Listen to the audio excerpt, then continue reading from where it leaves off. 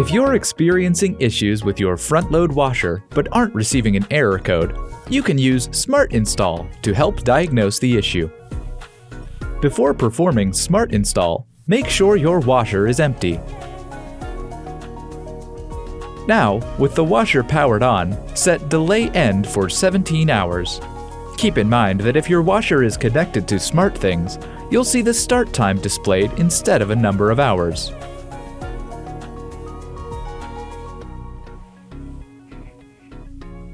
Press and hold Start until you see AS appear on the display. And then press Start again. Your washer will now perform a series of quick tests to help determine the problem. First is the door lock check. You'll see 1 appear on the display and hear the door lock activate. If this test fails, DC will appear on the display.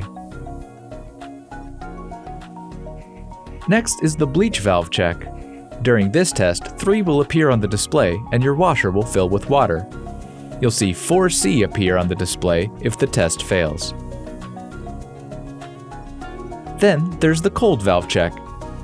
CO will appear on the display and again water will begin to fill the washer.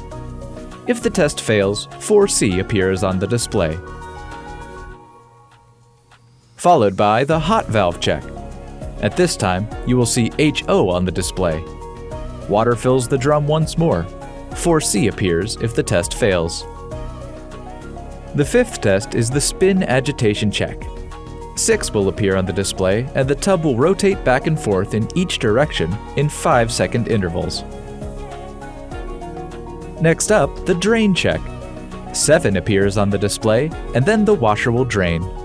If the test fails, 5C will appear. After that is the spin high speed check. During this check, 8 appears on the display, and as the drum begins to spin, the RPM will display.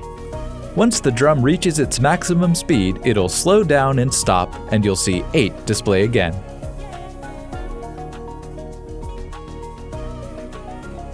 If the test fails, 3C will appear.